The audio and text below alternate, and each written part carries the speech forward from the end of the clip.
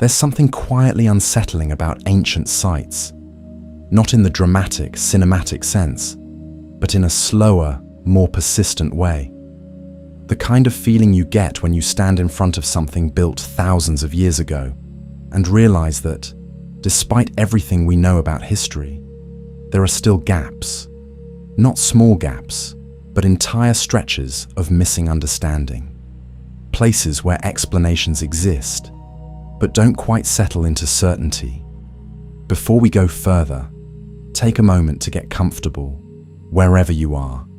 And if you enjoy exploring ideas like this, calmly, carefully, without rushing to conclusions, consider subscribing to the channel. And I'm always curious, where are you listening from right now?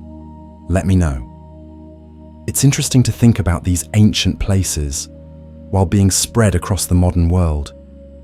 Now, when we talk about ancient sites, the mainstream explanations are often very clear. Archaeologists and historians have spent decades, sometimes centuries, studying structures like temples, pyramids, stone circles, and buried cities. They analyze materials, carbon date organic remains, compare cultural records, and build timelines that, for the most part, fit together. Civilizations rise, develop tools, organize labor, and construct monuments for religious, political, or practical reasons. That's the framework we're given, and much of it is supported by strong evidence. But then, there are moments where that framework feels incomplete. Not wrong, necessarily, but unfinished. Because scattered across the world are sites that seem to push just slightly beyond what we expect from the people and tools of their time. And it's not always about size or scale. Sometimes it's precision. Sometimes it's placement. Sometimes it's timing. Take, for example, the idea of how ancient people moved massive stones. The standard explanation involves manpower, simple machines like levers and sledges, and an immense amount of time and coordination. And to be fair, experimental archaeology has shown that many of these feats are technically possible using those methods. Groups of people can, under the right conditions, move stones weighing dozens of tons.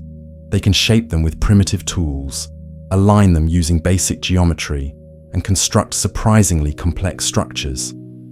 But here's where it becomes interesting, because possible doesn't always mean fully explained. When you look closely at certain sites, the margin for error seems incredibly small. Stones fitted together so tightly that even modern tools would struggle to replicate the precision without advanced measurement systems. Structures aligned not just roughly, but with astronomical accuracy that suggests careful, repeated observation over long periods of time.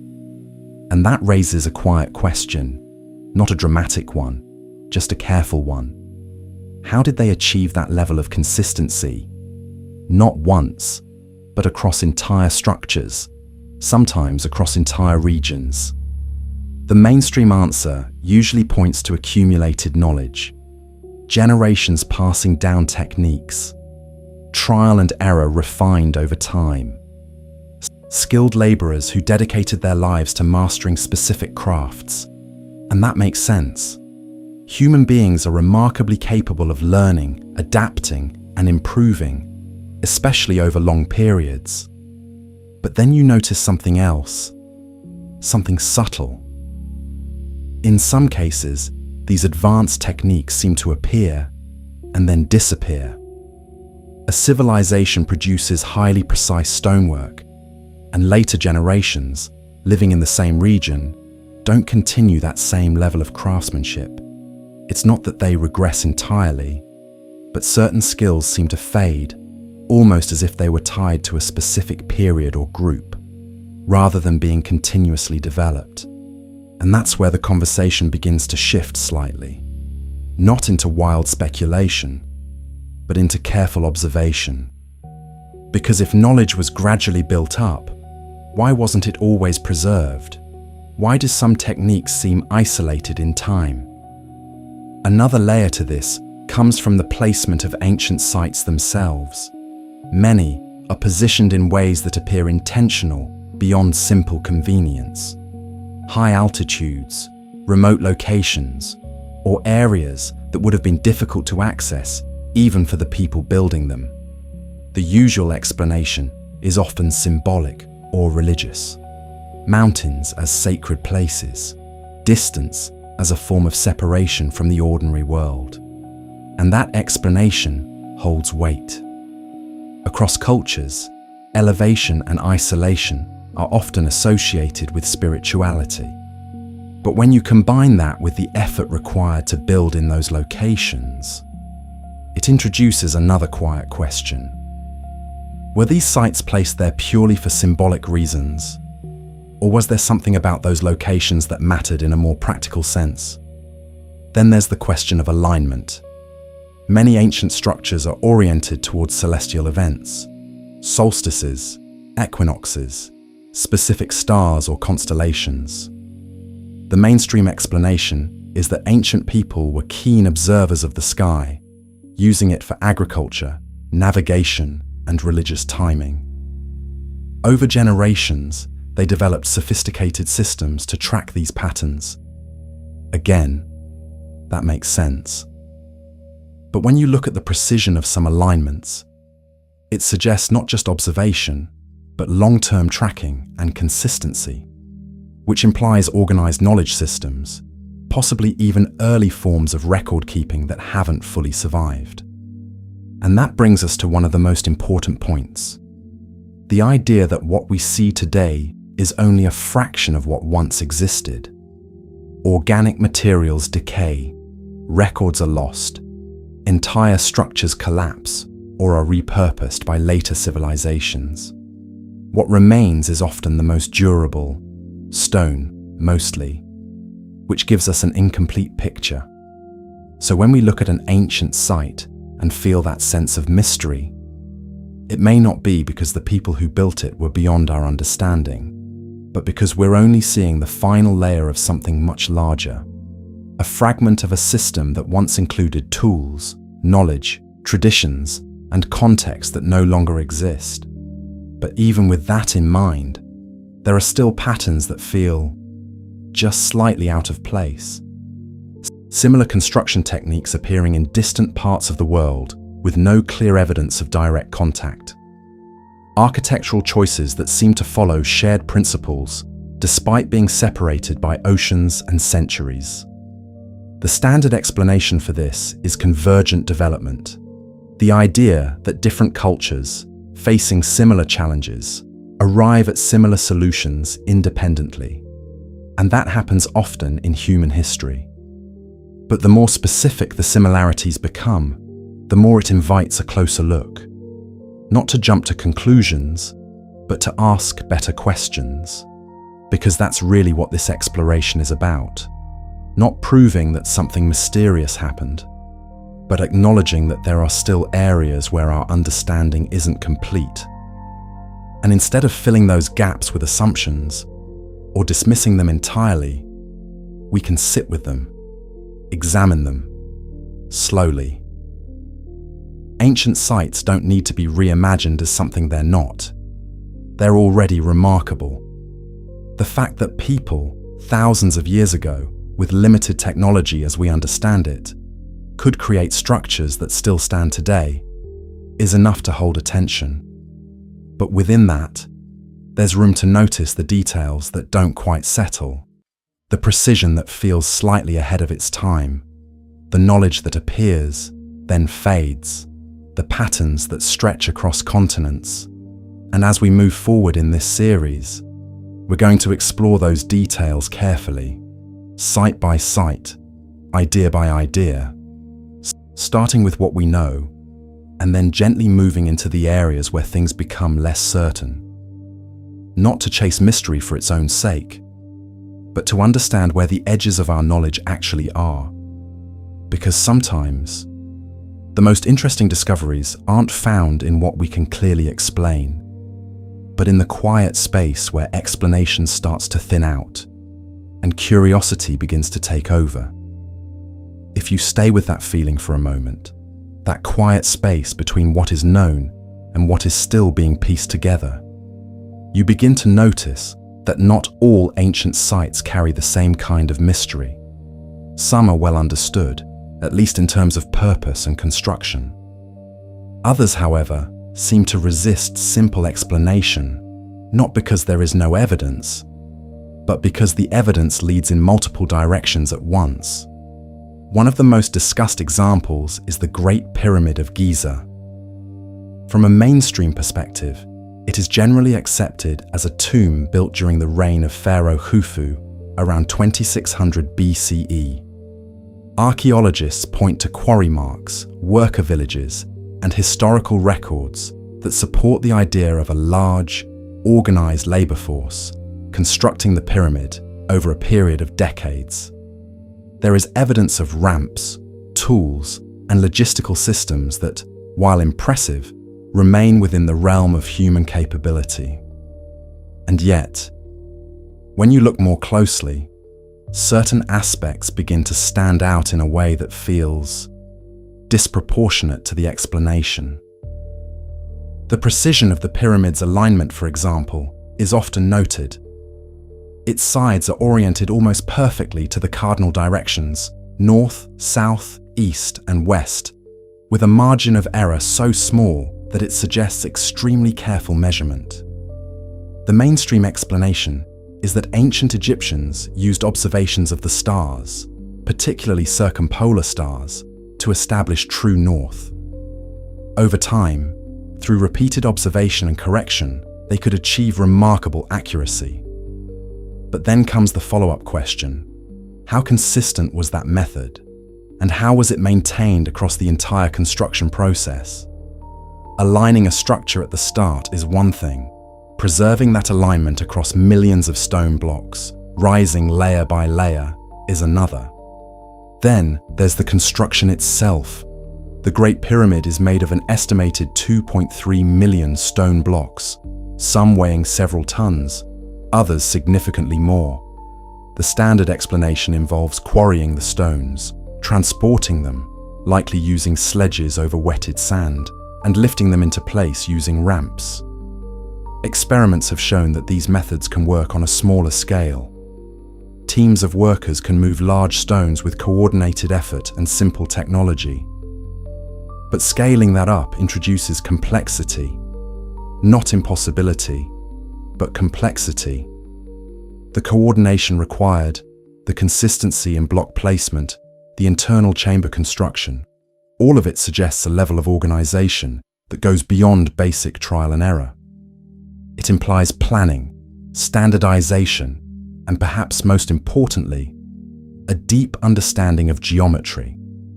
And geometry is where things begin to blur slightly.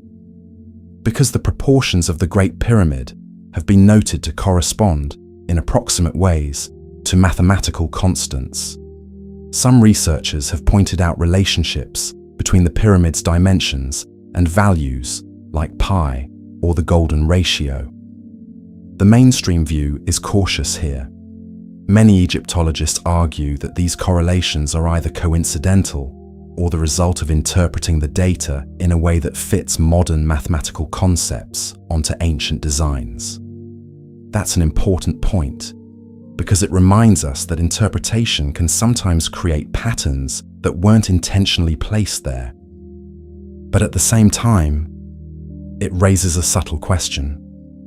Even if the builders didn't define these constants the way we do today, could they have understood certain proportional relationships intuitively? Through observation, measurement, and repetition? It's not unreasonable to think so.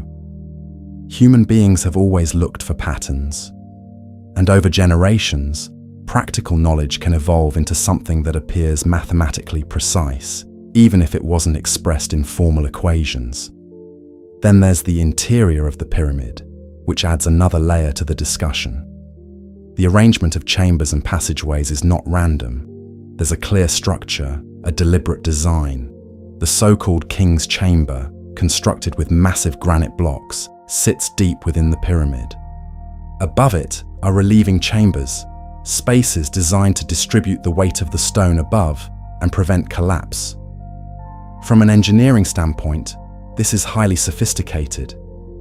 It shows an understanding of stress distribution and structural integrity. The mainstream explanation is that this knowledge was developed through experience, that earlier structures provided lessons that were refined over time, and that's supported by evidence. There are earlier pyramids, some of which show signs of structural failure or experimentation. The bent pyramid, for example, changes angle partway up, likely due to stability concerns. These transitional forms suggest a learning process, not a sudden leap. But even within that process, the Great Pyramid stands out. It represents a level of refinement that seems accelerated, as if multiple stages of development were compressed into a relatively short period. And that leads to a broader question, not just about Egypt, but about ancient sites in general. How linear was technological and architectural progress in ancient civilizations? Did it always move steadily forward? Or were there periods of rapid advancement followed by plateau, or even partial loss of knowledge? Because when you look beyond Egypt, you begin to see similar patterns. Sites that demonstrate high levels of precision or complexity, followed by later constructions that don't quite match that same standard. It doesn't suggest regression in a simple sense, but it does suggest that knowledge wasn't always evenly distributed or consistently preserved. Returning to the Great Pyramid, there's also the question of purpose. While the tomb theory is widely accepted, some aspects of the structure don't fully align with typical burial practices. The interior is relatively minimal compared to other royal tombs. There are no elaborate wall carvings, no extensive burial goods found within the main chambers. The mainstream explanation is that the pyramid was looted in antiquity, and that many original features are simply gone. That's entirely plausible. Tomb robbing was common, even in ancient times, but it leaves us with a structure that, in its current state, feels incomplete in terms of function. And that opens the door to alternative interpretations, not as definitive answers, but as questions worth considering. Could the pyramid have served additional purposes beyond being a tomb? Symbolic, ceremonial, or even practical in ways we don't fully understand. Some theories suggest it may have had astronomical or calendrical significance. Others propose more speculative ideas, ranging from energy-related functions to lost technologies. It's important to approach these carefully, because many of them extend beyond available evidence. But the reason they persist is not just imagination. It's the presence of those small inconsistencies, the details that don't fully settle into the primary explanation. And that's really the pattern we're beginning to trace. Not a rejection of mainstream understanding, but an awareness that it doesn't answer everything completely, that there are edges, places where the explanation becomes less certain, more open. As we move from one ancient site to another, that same pattern appears again and again, a solid foundation of evidence, surrounded by areas that invite closer examination. And the goal here isn't to replace one explanation with another, but to hold both in view, to understand what we know, and to remain open to what we might still be missing. Because the story of ancient sites isn't just about the past, it's also about how we interpret the past, what we prioritize, what we question, and how willing we are to explore the unknown without immediately trying to resolve it. And as you sit with that, the Great Pyramid becomes something slightly different, not just a monument, but a point of reference, a place where knowledge and uncertainty meet, quietly. And from here, there are many more places to explore. As we move away from Egypt and let that image of the pyramid slowly settle into the background, another kind of structure begins to emerge, not rising sharply into the sky, but stretching outward, heavy, grounded, and in some ways even more difficult to fully explain. In the high Andes of Peru, there is a site that, at first glance, feels less symmetrical, less uniform. But when you look closely, the details become almost impossible to ignore. Sacsayhuaman sits just above the city of Cusco, a massive complex of stone walls built by the Inca civilization. The mainstream explanation places its construction in the 15th century, during the height of Inca power, describing it as a ceremonial and defensive structure, part fortress, part sacred site. And on the surface, that explanation holds. The Incas were known for their organizational skill, their ability to mobilize large labor forces, and their sophisticated understanding of terrain. They built roads across mountains, terraces into steep hillsides, and cities that functioned in harmony with the landscape. Sacsayhuaman fits within that broader context, a monumental expression of their architectural capability. But then, you begin to notice the stones. Unlike the more uniform blocks of Egypt, the stones here are irregular, almost organic in shape. Massive boulders, some weighing over 100 tons, are cut and fitted together in a way that seems almost fluid. They interlock with each other through complex angles, creating walls that have withstood centuries of earthquakes without collapsing. There is no mortar between them, no binding material, just stone against stone, fitted so precisely that even a thin blade cannot easily pass between the joints. The mainstream explanation is that Inca builders shaped each stone individually, using hammerstones and abrasion techniques, gradually refining the fit through repeated placement and adjustment. It's a process that would have required immense patience and skill. Stone is placed, marked, removed, reshaped, and placed again, over and over, until the fit is exact. And again, this is not impossible. Experimental archaeology has demonstrated that stone can be shaped in this way, using relatively simple tools. Given enough time and labor, the results can be remarkably precise. But then comes the scale of it. Because shaping one stone like that is impressive. Shaping hundreds, each uniquely contoured to its neighbors, across an entire structure, is something else entirely. It suggests not just skill, but a system, a method that allowed consistency across a large workforce, possibly over many years. And here's where the question begins to form, quietly, without urgency. How was that system maintained? Was there a standardized approach, or was it entirely dependent on individual craftsmanship? And if it was standardized, where is the evidence of that system?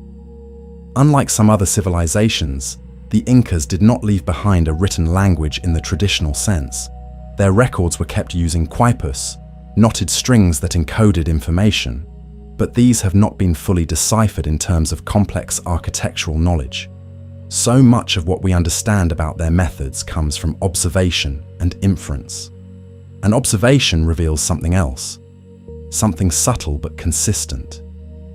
The most precise stonework at Sacsayhuaman appears in the lower levels, the largest stones, the most complex joints. As you move upward, the stones become smaller, the construction slightly less intricate. The mainstream explanation suggests that the most important structural elements were built first, with the highest level of care, and later additions were completed more quickly, or with different priorities. That makes sense from an engineering perspective, but it also raises another question, one that echoes what we noticed earlier. Why does the highest level of precision appear at the earliest stage? If techniques were being refined over time, wouldn't we expect the later work to be equal or even more advanced? It's not a contradiction, but it is a pattern worth noticing. Then there's the matter of transportation.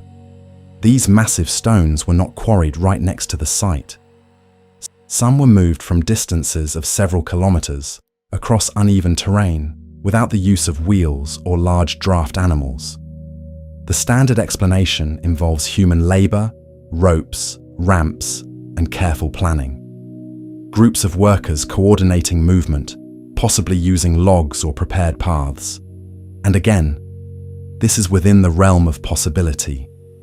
But when you imagine the process in detail, the weight of the stones, the incline of the terrain, the precision required once they arrive, it becomes clear that this was not just labor-intensive, it was highly controlled.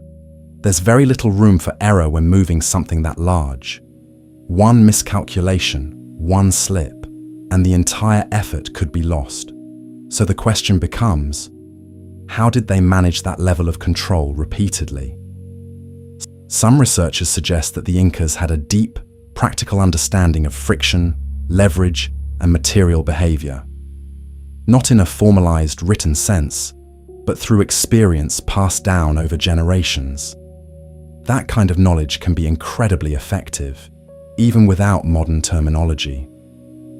But then there are the joints themselves, angles that don't just meet, but lock into place. Stones that seem to wrap around each other, distributing force in multiple directions. It's not just about fitting pieces together. It's about creating a system that absorbs stress, especially in a region prone to seismic activity. And that's where the design begins to feel intentional in a very specific way. Not just aesthetically or symbolically, but functionally optimized. So we return to that familiar position, not questioning whether the Incas built Sacsayhuaman, they clearly did, but asking how their methods achieved such consistency, such resilience, and such precision, without leaving behind a clear record of the process. And then, there's one more layer, because Sacsayhuaman is not an isolated case. Across South America, there are other sites, Ollantaytambo for example, where similar stonework appears. Massive blocks, precise joints, and construction techniques that seem to follow the same underlying principles. The mainstream explanation is that these were all products of the same cultural and technological framework, variations on a shared architectural tradition, and that's likely true. But when you step back and look at the broader picture, you begin to see a pattern that isn't limited to one region. Different civilizations, separated by time and geography, producing structures that, while distinct, share certain characteristics, precision, durability, and an apparent understanding of forces that goes beyond simple stacking. The standard explanation remains that human ingenuity, given enough time, can reach these levels independently, and history supports that idea in many ways. But as we continue, site by site, detail by detail, it becomes harder to ignore the consistency of certain questions. Not dramatic ones, not conclusions, just quiet observations that repeat themselves. How was knowledge transferred so effectively without written systems? Why do some techniques appear fully developed rather than gradually evolving in visible stages? And why do certain methods seem to fade rather than continue forward? Sacsayhuaman doesn't answer those questions, but it sharpens them. It gives them weight, quite literally. And as the walls sit there, unmoving, precisely fitted, enduring centuries of natural forces, they don't explain themselves. They simply remain. As those massive stone walls of Sacsayhuaman fade quietly into the background, another kind of structure begins to take shape. Not defined by interlocking blocks or towering geometry, but by arrangement, by placement, by the deliberate positioning of stone in open space, under the sky, where time is measured not in years, but in cycles. In the plains of England, there is a site that has been observed, studied, and revisited for centuries. Stonehenge stands in a wide, open landscape, its stones arranged in a circular pattern that feels at once simple and deeply intentional.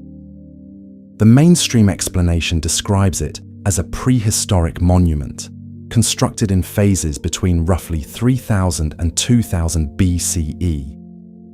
Archaeologists believe it served ceremonial or ritual purposes, possibly connected to burial practices and seasonal events.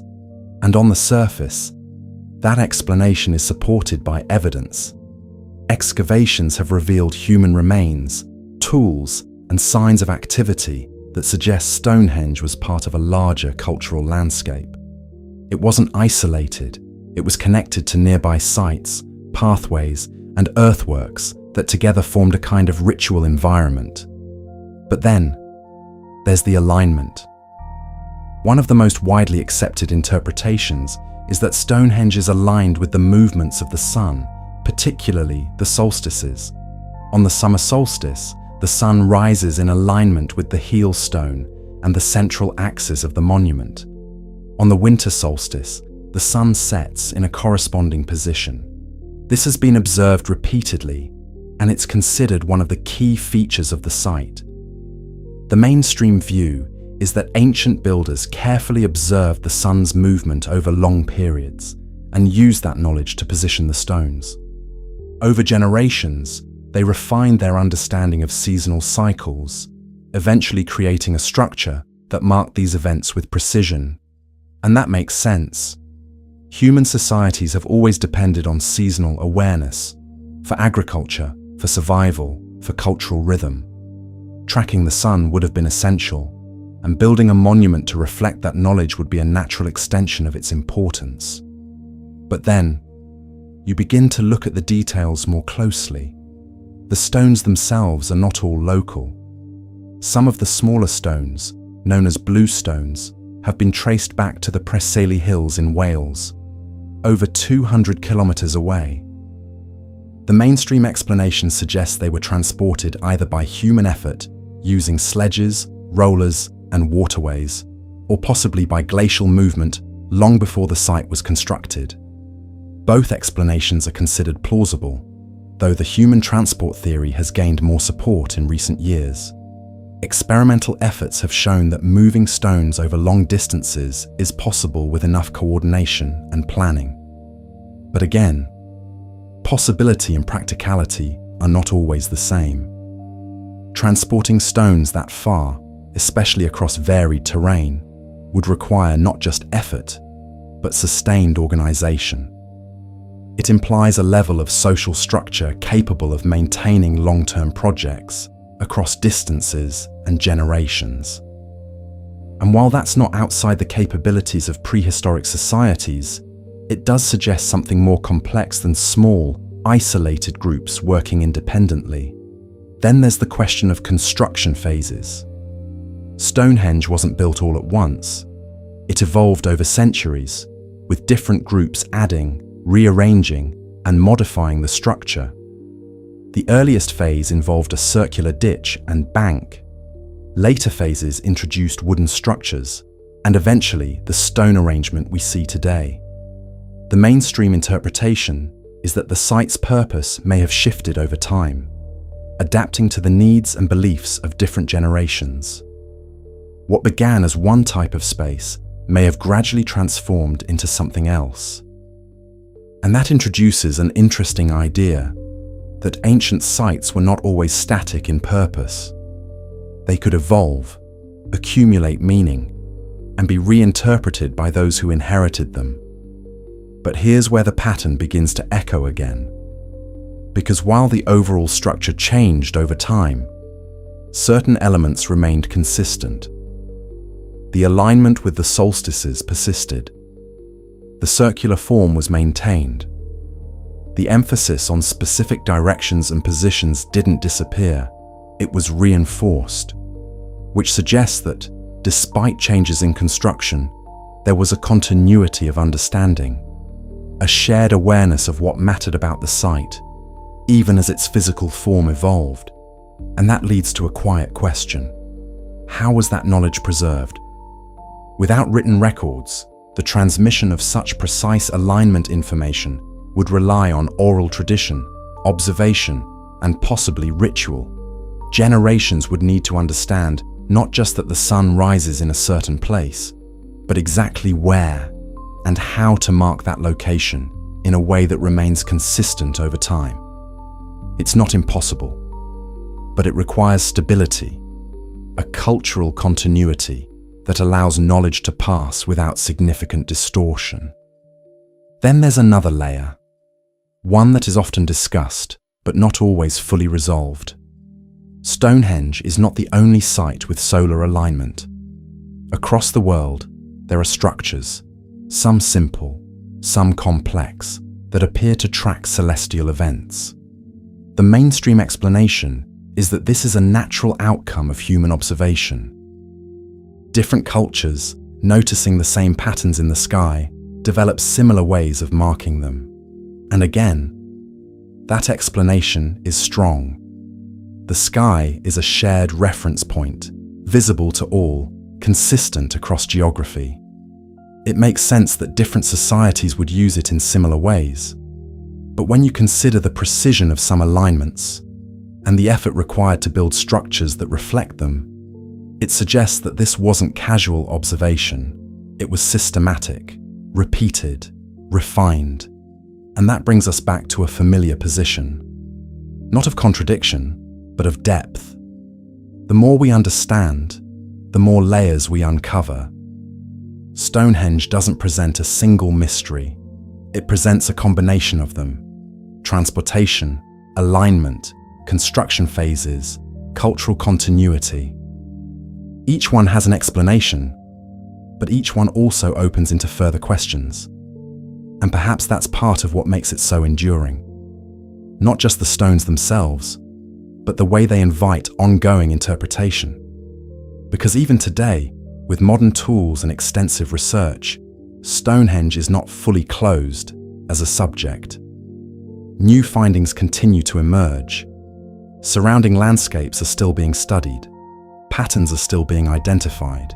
It remains active in a sense, not changing physically, but continuing to interact with our understanding. And as you sit with that, the image becomes quieter. The stones standing under an open sky, aligned with cycles that repeat year after year, long after the people who placed them are gone.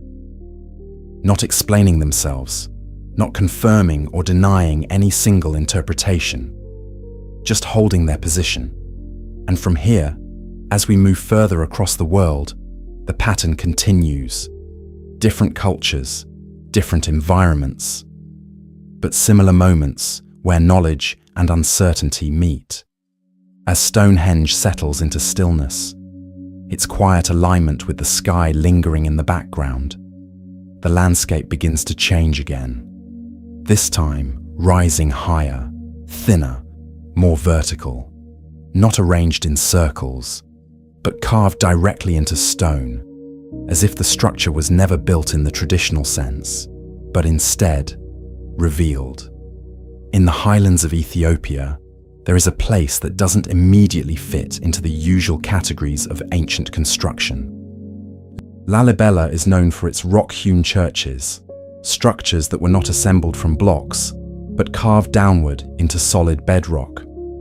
From above, they appear almost hidden, openings in the earth rather than buildings placed upon it. The mainstream explanation places their construction in the 12th and 13th centuries, during the reign of King Gebre Meskel Lalibela.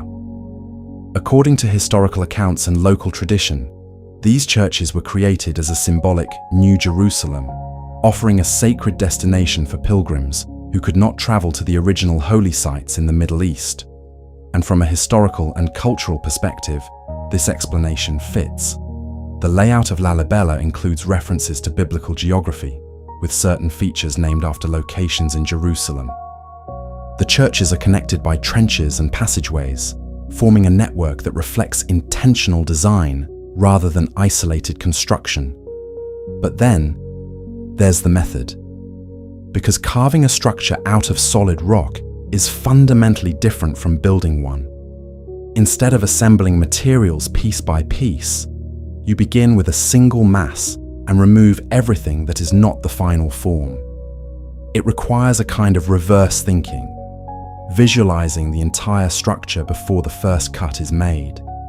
and then executing that vision with precision, knowing that mistakes cannot be easily undone.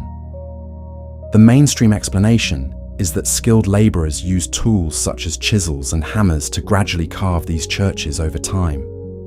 Working from the top down, they would outline the structure, then excavate around it, and finally hollow out the interior spaces. It's a process that, while labor-intensive, is entirely achievable with the technology of the time. But when you begin to look closely, the scale and consistency of the work introduce a deeper layer of consideration. There are 11 major churches at Lalibela, each with its own layout, proportions, and internal features. Some include columns, arches, windows, and detailed carvings, all executed within the same block of stone. The precision required to maintain symmetry, structural integrity, and aesthetic coherence across multiple structures suggests not just individual skill, but coordinated planning. And here again, the question arises quietly. How was that planning organized? Was there a central design, a master blueprint guiding the entire complex? Or did each structure evolve independently, shaped by the hands of those carving it? Without written architectural records, much of this remains inferred. But the consistency between the churches suggests a shared vision, something that existed before the carving began. Then there's the matter of time. Local tradition often describes the construction of Lalibela as having been completed within the reign of a single king, sometimes even suggesting a relatively short period. The mainstream view is more cautious, proposing that the work likely spanned decades, possibly involving multiple generations of labor. And that seems reasonable. Large-scale projects, especially those involving such intricate work, rarely happen quickly. But even over decades, the amount of material removed, the precision achieved, and the coordination required remain substantial. Which leads to another familiar observation. Not a contradiction, but a point of interest. The finished structures appear cohesive, as if guided by a consistent standard throughout. That kind of uniformity over extended periods suggests strong continuity in knowledge and technique. And continuity in ancient contexts is not always guaranteed. Then there's something else, something less technical, but equally present. When you look at Lalibela from above, the churches seem almost concealed, embedded within the earth. Unlike structures that rise to be seen from a distance, these are revealed gradually as you approach. You don't see them towering on the horizon. You discover them as you move closer, descending into their spaces. The mainstream explanation for this is partly practical. Carving downward provides natural stability, protection from erosion, and insulation from temperature changes. But it also carries symbolic meaning, a sense of moving inward, downward, into a sacred space. And that symbolism is consistent with religious architecture across many cultures. The idea of descent as a form of spiritual movement, entering a space that is set apart from the ordinary world. But when you combine that symbolism with the technical execution, it creates a structure that feels both intentional and unusually integrated with its environment, not placed onto the landscape, but drawn from it.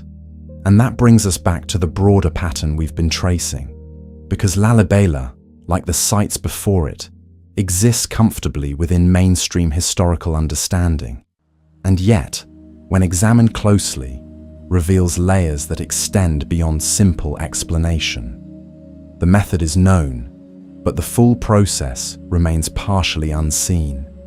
The purpose is understood, but the execution raises additional questions. And then, there's one more layer. Local tradition holds that the churches were built not only by human hands, but with the assistance of angels working through the night to accelerate the process. From a modern perspective, this is understood as symbolic or mythological, a way of expressing the extraordinary nature of the construction. But even symbolic narratives often reflect something real, not in a literal sense, but in the impression they leave. When a structure feels beyond ordinary effort, cultures find ways to express that feeling, not as evidence, but as interpretation. And so we're left again in that familiar space. We understand the tools, the materials, the cultural context. We can describe how such structures could have been made. But the complete picture, the day-to-day process, the organization, the transmission of knowledge, remains partially hidden, not lost entirely, but not fully visible either. And as you sit with that, Lalibela becomes less about mystery in the dramatic sense, and more about depth. The kind of depth that comes from looking at something closely enough to realize that understanding is layered, and that each layer reveals just a little more, while still leaving something beneath it. The churches remain there, carved into the earth, unchanged by time in their form, but still quietly interacting with every new attempt to understand them. And from here, the landscape shifts again. Different continent, different materials, but the same quiet intersection of knowledge and uncertainty. As Lalibela's carved stone begins to recede into the quiet background, the sense of depth remains, but the form changes once again. This time, the structures are not carved downward or stacked upward in simple geometry, but assembled in a way that feels almost impossibly precise, perched high above a valley where clouds sometimes drift below the level of the walls. In the mountains of Peru, there is a site that has become one of the most recognizable ancient locations in the world: Machu Picchu. The mainstream explanation places its construction in the 15th century, during the reign of the Inca ruler Pachacuti. It is generally understood as a royal estate or ceremonial center, built at the height of Inca expansion and later abandoned, possibly due to the Spanish conquest or internal changes within the empire. And on the surface, that explanation is well supported. Archaeological studies have identified residential areas, agricultural terraces, water systems, and ceremonial spaces. The layout reflects a society that was highly organized, capable of adapting architecture to difficult terrain, and deeply connected to both the environment and their beliefs about the cosmos. But as with the sites we've already explored, the closer you look, the more the details begin to stand out in ways that feel just slightly beyond expectation. The first thing often noticed is the location itself. Machu Picchu sits on a narrow ridge between two mountain peaks, surrounded by steep slopes and dense vegetation. From a practical point of view, this is not an easy place to build. Transporting materials, organizing labor, and maintaining access would all present significant challenges. The mainstream explanation suggests that the location was chosen for both strategic and symbolic reasons. It is relatively isolated, offering natural protection. It also aligns with certain sacred mountains, which held spiritual importance in Inca belief systems. The surrounding landscape was not just scenery, it was part of the meaning of the site itself, and that interpretation makes sense. The Incas were known for integrating their structures with the natural world, rather than forcing the land to conform to rigid designs. They worked with the terrain, not against it. But then, there is the engineering. Machu Picchu is not simply a collection of buildings placed on a ridge. It is a carefully designed system built to manage water, prevent erosion, and maintain stability in an environment known for heavy rainfall and seismic activity.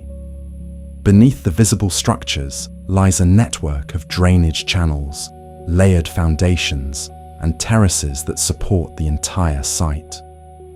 The mainstream explanation highlights the Incas' advanced understanding of these challenges. They used layers of stone, gravel, and soil to create effective drainage, allowing rainwater to pass through the terraces without weakening them. This reduced the risk of landslides and helped preserve the site over centuries. And again, this is supported by evidence. Modern studies confirm that these systems work extremely well, even by today's standards. The site has endured long periods of environmental stress and still remains largely intact. But then comes the familiar shift, from understanding what exists to considering how it was achieved. Because designing such a system requires more than effort. It requires planning. It suggests that the builders understood how water would move through the land, how the soil would behave, how structures would respond over time. These solutions appear to have been built into the site from the very beginning. This is not reactive construction, it is deliberate design. And that raises a quiet question. How was this knowledge developed and shared? Was it built gradually over generations through experience and observation? Or was there a more structured way of passing down this understanding? Something closer to organized engineering knowledge, even without written texts? Then there is the stonework, which reflects what we saw earlier at Sacsayhuaman, but in a slightly different way. Many of the structures at Machu Picchu use finely shaped stones that fit together without mortar. The joints are so precise that they create walls both strong and flexible. The mainstream explanation remains consistent. Skilled workers shaped each stone carefully, adjusting it until it fit perfectly with the surrounding blocks. This level of craftsmanship is achievable with time, patience, and experience. But when you consider the size of the site, the variation in elevation, and the need for consistency across many structures, it begins to feel like more than individual skill. It feels organized. Then there is alignment. Like many ancient sites, Machu Picchu appears to include astronomical elements. Certain buildings are positioned in relation to the sun during solstices, while others align with surrounding mountains in ways that may reflect cultural or spiritual meaning. One structure, often referred to as the Intihuatana stone, is thought to have been used to track the movement of the sun throughout the year. The mainstream explanation is that these alignments reflect the Inca worldview, where the sky, the land, and human activity were closely connected. Observing the sun and integrating those patterns into architecture would have been a natural extension of that perspective, and that interpretation fits with what we know. But when you combine these alignments with the structural precision and environmental design, the site begins to feel layered, practical, symbolic, and observational elements all working together within a single system. And again, the question is not whether the Incas were capable of this. The evidence clearly shows they were. The question is how their knowledge systems supported this level of integration without leaving behind detailed written explanations. Because most of what we know about Machu Picchu comes from what remains physically. The buildings, the layout, the materials, the processes behind it, the planning, communication, and decision-making are not directly recorded, and that leaves space for interpretation. Then there is one more detail, one that quietly changes how we view the site. Machu Picchu was not widely known to the outside world until the early 20th century, when it was brought to international attention by Hiram Bingham. While local communities were aware of it, it had not been extensively documented by historians. The mainstream explanation is that its remote location and eventual abandonment allowed it to remain relatively untouched, avoiding the level of alteration seen in many other sites. And that makes sense. But it also means that what we see today is, in some ways, a preserved moment, a place that was not continuously rebuilt or reshaped over time, which gives us clarity, but not necessarily completeness. And so, once again, we arrive at that familiar balance. We can describe the architecture, the engineering, and the cultural context, we can explain how such a place could have been built. But the full picture, the systems behind it, the knowledge that guided it, remains partially out of reach, not lost entirely, but not fully visible either. And as you sit with that, Machu Picchu becomes something more than just a remarkable location. It becomes part of a larger pattern, where human capability is clear, but its full depth is still unfolding. And from here, as we continue across different regions and time periods, the same quiet questions begin to return, not louder, just clearer. As Machu Picchu fades gently into the distance, its terraces and stonework settling into memory, the pattern we've been following begins to shift again. This time, not toward mountains or carved stone, but toward something older, lower to the ground, almost hidden in plain sight, and yet, in some ways, even more difficult to place within a clear timeline.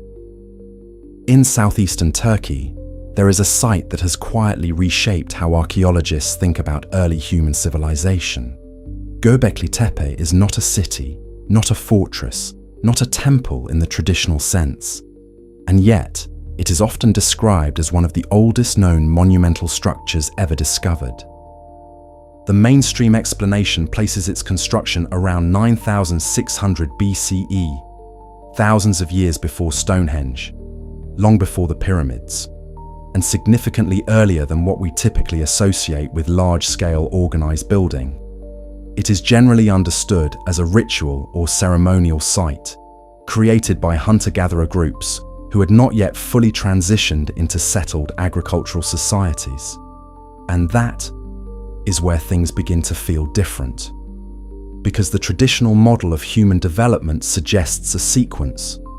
First, small groups of hunter-gatherers, then the development of agriculture, then permanent settlements, and only after that, the emergence of complex structures and organized construction. Göbekli Tepe doesn't quite follow that sequence. Instead, it appears at a point where, according to the standard timeline, people were still living relatively mobile lifestyles, without the kind of centralized systems usually associated with large building projects. And yet, the site itself tells a different story. Massive T-shaped stone pillars, some weighing up to 20 tons, arranged in circular enclosures, carvings of animals, foxes, snakes, birds, etched into the surfaces with a level of detail that suggests both skill and intention. The stones are not simply placed, they are shaped, positioned, and organized into patterns that feel deliberate. The mainstream explanation has adapted to this discovery.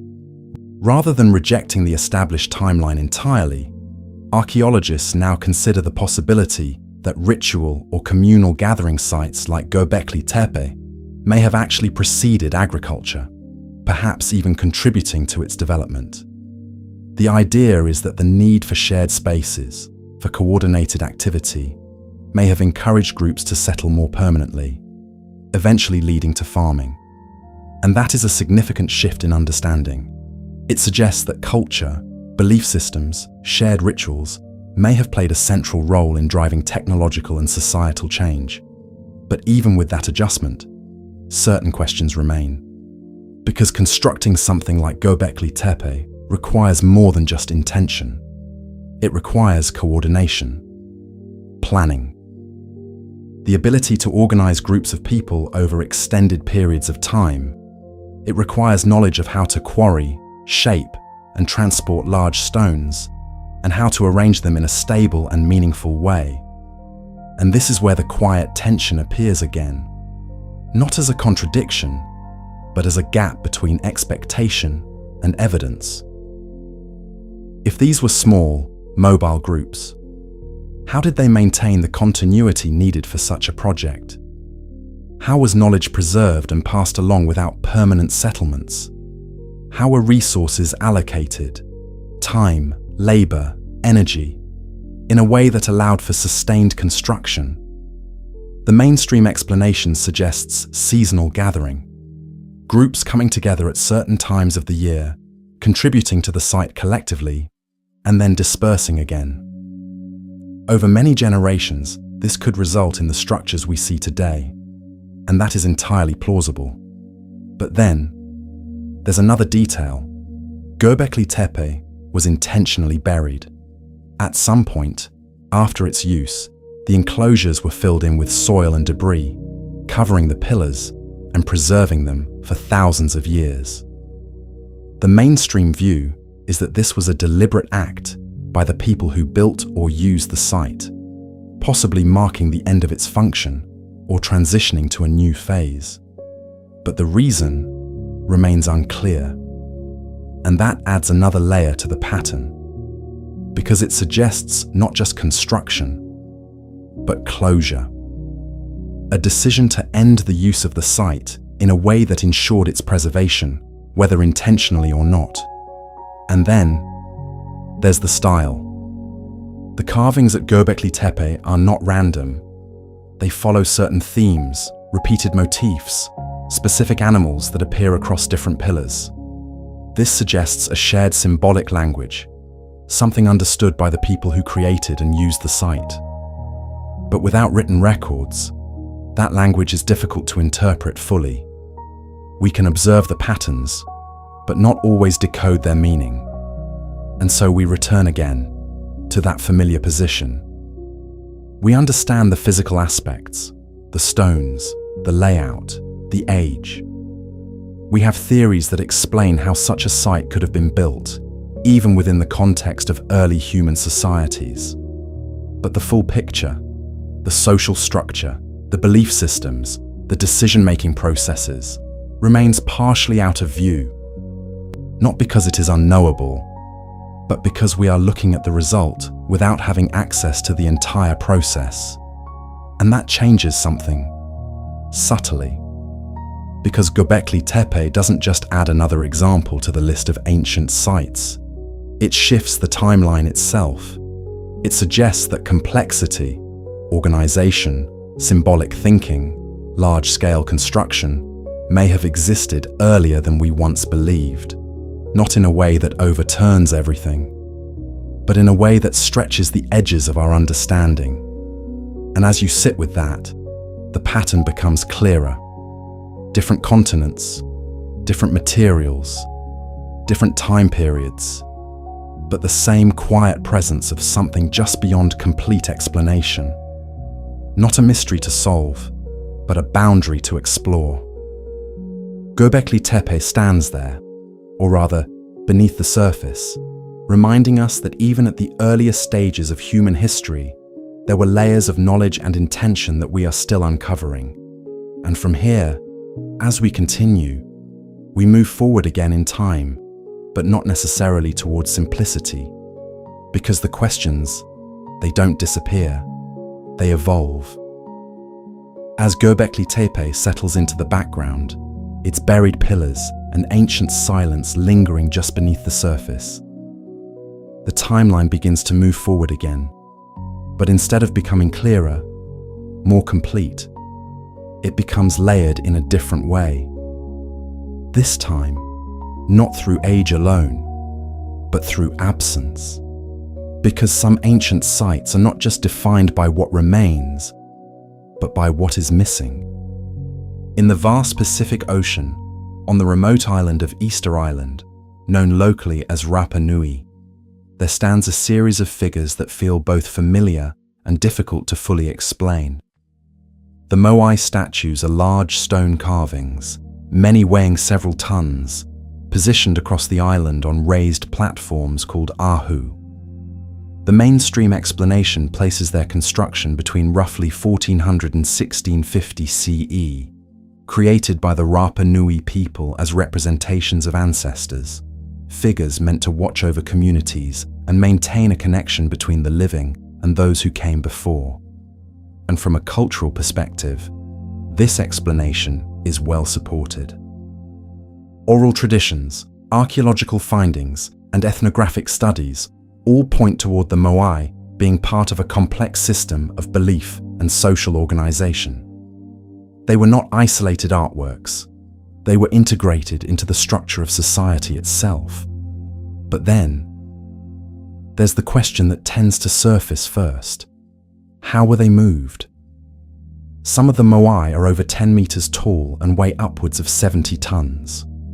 They were carved from volcanic rock at a quarry called Rano Raraku, and then transported across the island, sometimes over considerable distances, to their final positions. The mainstream explanation has evolved over time.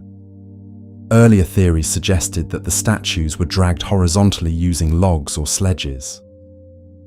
More recent experiments have demonstrated that it is possible to walk the statues upright using ropes, rocking them side to side while guiding them forward.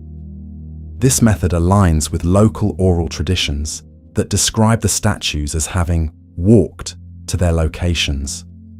And importantly, this method works.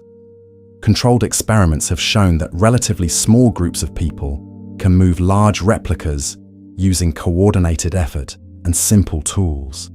But as always, when you move from demonstration to repetition, the scale becomes more significant. Transporting one statue under controlled conditions is one thing. Moving dozens, perhaps hundreds, across uneven terrain over long periods of time, while maintaining balance and avoiding damage, introduces a different level of complexity. And then, there is placement. Many of the moai are positioned on ahu platforms, facing inland toward the communities they were meant to oversee. The platforms themselves are carefully constructed, requiring alignment, leveling, and structural support. Some statues also had red stone hats, known as pukau, placed on top, adding further weight and requiring additional lifting techniques. The mainstream explanation suggests ramps, leverage, and coordinated lifting using ropes. And again, these are viable methods. With enough time and organization, such tasks can be accomplished. But when you consider the combination, quarrying, carving, transporting, positioning, and sometimes modifying the statues, it becomes clear that this was not just a series of isolated efforts. It was a sustained cultural project, one that required continuity in knowledge, leadership, and purpose. And that leads to another layer of the story.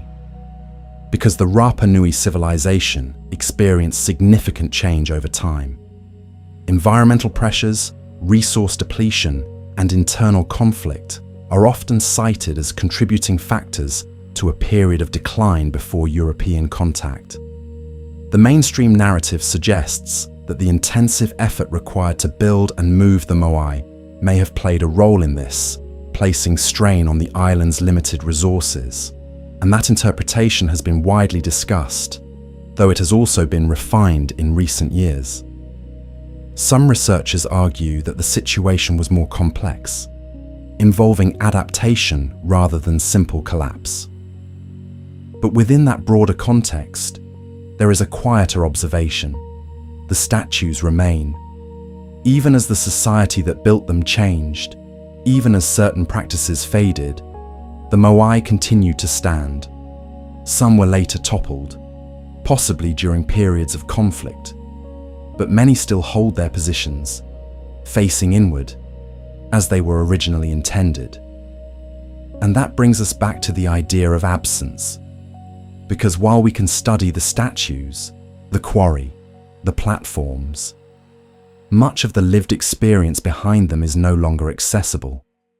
The decision-making processes, the rituals, the exact methods used across generations are only partially preserved. We are looking at the outcome without fully seeing the system that produced it. And then, there is one more detail that often goes unnoticed at first.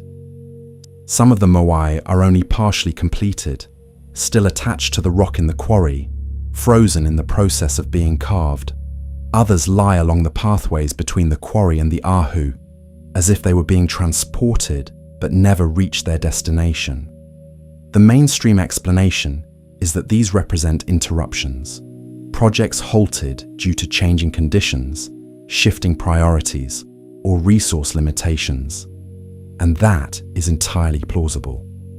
But it also creates a kind of snapshot, not just of success, but of interruption. A moment where a process that had been sustained for generations began to change. And that moment, like so many others we've seen, is not fully documented. It is inferred, observed through what remains. So once again, we find ourselves in that familiar space. We understand the tools, the materials, the cultural framework. We can replicate certain aspects of the process.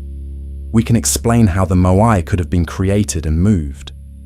But the complete picture, the continuity, the coordination, the deeper motivations, remains partially out of reach. Not because it is hidden, but because it was never fully recorded in a way that survived. And as you sit with that, the Moai becomes something slightly different. Not just statues, but markers, points in a larger pattern where human capability is clear, but the full depth of that capability is still being explored. And from here, the journey continues. Different landscapes, different materials, but the same quiet intersection between what we know and what we are still learning. As the Moai settle into stillness, their silhouettes fading into the horizon of the Pacific, the pattern we've been following begins to shift again. This time, toward a place that feels less isolated, but no less complex. A place where the remains are not a single structure, but an entire city, layered, buried, and only partially revealed. In the plains of Pakistan, there lies one of the most carefully planned ancient urban sites ever discovered, Mohenjo-Daro. The mainstream explanation places it around 2500 BCE as part of the Indus Valley civilization. Unlike many of the sites we've explored so far, which focus on monuments or ceremonial structures, Mohenjo-Daro presents something different. A city built for daily life, but with a level of organization that feels strikingly deliberate. At first glance, the layout appears almost modern. Streets arranged in a grid pattern, intersecting at right angles. Residential buildings constructed with standardized baked bricks. A drainage system running beneath the streets, designed to carry waste away from homes in a controlled and consistent way. The mainstream explanation is that this reflects a highly organized society with a strong understanding of urban planning. The people of the Indus Valley developed systems for sanitation, water management, and construction that allowed large populations to live in relatively clean and stable environments. And that interpretation is supported by extensive archaeological evidence. Excavations have revealed wells, bathing areas, and covered drains, features that suggest not just awareness of hygiene, but an emphasis on it. But then, as with the other sites, the closer you look, the more the details begin to stand out. Because building a city like this is not just about knowledge, it's about coordination. The bricks used throughout Mohenjo-Daro follow a consistent ratio, suggesting standardization across different construction projects. This implies not only shared techniques, but some form of agreement or regulation, a system that ensured materials were produced and used in a uniform way. And that leads to a quiet question. How was that system maintained? There is no clear evidence of centralized monumental authority in the way we see in Egypt or Mesopotamia. No massive palaces, no obvious royal tombs, no inscriptions celebrating rulers. The city does include larger public structures, such as the Great Bath, but the overall layout suggests a different kind of organization. The mainstream explanation is that the Indus Valley civilization may have operated with a more decentralized or collective form of governance. Instead of focusing power in a single figure, It may have relied on shared systems and community-level coordination. And that is a compelling idea. But it also introduces complexity, because maintaining standardization across a large urban center, possibly across multiple cities within the same civilization, requires communication, agreement, and continuity. It requires systems that persist over time, even as populations grow and change. And yet, much of the written language of the Indus Valley remains undeciphered. There are seals and symbols, repeated patterns that likely carry meaning, but without a clear translation, we don't have direct access to their records, their instructions, or their narratives. So we are left with the physical evidence and the patterns it reveals. And those patterns suggest something highly structured. The drainage system, for example, is not an afterthought. It is integrated into the design of the city from the beginning. Houses connect to covered drains, which lead to larger channels, which then carry waste away from the populated areas. This is not a reactive solution. It is planned infrastructure. And planning at that level implies foresight. It suggests that the builders understood not just how to construct individual buildings, but how those buildings would interact within a larger system, how water would flow, how waste would be managed, how people would move through the space. And once again, we arrive at that familiar point, not questioning whether it was possible, but considering how it was organized. Because without written records we can fully interpret, the mechanisms behind that organization remain partially hidden. Then there's another layer, one that becomes more noticeable over time. Mohenjo-Daro, like other cities of the Indus Valley, appears to have been abandoned, gradually. There is no clear evidence of a sudden catastrophic event. Instead, signs point toward a slow decline, possibly due to environmental changes, shifting river patterns, or other long-term factors. The mainstream explanation focuses on these environmental pressures. Changes in climate, water availability, and trade networks may have made the region less sustainable, leading populations to disperse over time. And that explanation is widely supported. But within that, there is a quieter observation. The systems that once operated so effectively eventually stopped. Not abruptly, but steadily. And with that, the knowledge behind them may have faded as well. Because when a system is no longer maintained, when the structures that support it are no longer in use, the details of how it functioned can be lost surprisingly quickly. And that brings us back to the idea of absence, not just missing structures, but missing continuity. We can see the city, we can walk its streets, trace its drains, measure its bricks, but the processes that created and sustained it, the decisions, the agreements, the shared understanding, are no longer directly accessible. They are inferred, reconstructed, but not fully known. And so, once again, we find ourselves in that space between clarity and uncertainty. Mohenjo-Daro does not present a mystery in the dramatic sense. It presents something quieter, a system that worked, and then gradually faded, leaving behind just enough to show what was possible. And as you sit with that, the pattern continues to take shape. Different kinds of sites, not just monuments, but cities, not just symbolic structures, but functional systems, all pointing toward a level of organization that feels both familiar and just slightly out of reach. And from here, as we continue, the focus begins to shift again, because some sites are not defined by what they built, but by how they carved and what they chose to preserve within the stone itself. As the ordered streets of Mohenjo-Daro begin to fade into the background, their quiet geometry and hidden systems settling into memory, the focus shifts once again.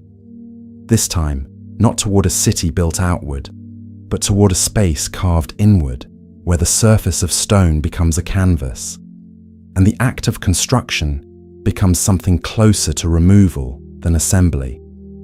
In Western India, there is a site that feels almost impossible at first glance, not because of its scale alone, but because of the method used to create it. Ellora Caves is a complex of rock-cut temples and monasteries developed between roughly the 6th and 10th centuries CE. Among these, one structure in particular stands apart, not just within Ellora, but within the broader history of architecture.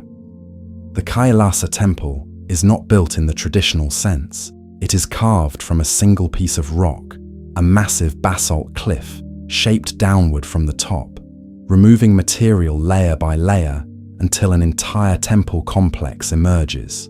Columns, staircases, halls, sculptures, all formed from what was once a solid mass. The mainstream explanation is clear in principle. Skilled artisans, working over an extended period, used chisels and hammers to cut into the rock, gradually revealing the structure. Estimates suggest that hundreds of thousands of tons of stone were removed in the process. The work may have taken decades, possibly spanning generations, and technically, this is entirely possible. We understand the tools, we understand the materials. Rock-cut architecture exists in many parts of the world, and the basic process is well established. But then, as always, the details begin to shift the perspective. Because carving a structure from the top down introduces a very specific challenge. There is no opportunity to adjust the overall layout once the work begins. Every cut must align with a final vision that exists before the first section is removed. The proportions, the spacing, the symmetry, all must be planned in advance. And the Kailasa Temple is not simple. It includes multiple levels, freestanding pillars, detailed carvings, and open courtyards, all precisely arranged. The symmetry is consistent, the proportions balanced. It does not feel like something that evolved piece by piece without a guiding structure. It feels intentional from the beginning. The mainstream explanation suggests that master builders likely created detailed plans, possibly using scale drawings or models, and then directed teams of workers to execute the design step by step. Knowledge would have been passed down through apprenticeship, with experienced artisans guiding newer generations. And that explanation holds weight. But then, the scale returns to the foreground. Removing such a vast amount of rock while maintaining precision across multiple dimensions requires not just skill, but coordination. The work would need to be organized in a way that avoids structural weaknesses, ensures alignment, and preserves the integrity of the final form. And here, once again, the question appears quietly. How was that coordination achieved without a fully preserved system of documentation? Because while inscriptions and records exist from the broader historical context, they do not provide a complete technical account of how such a project was managed day to day.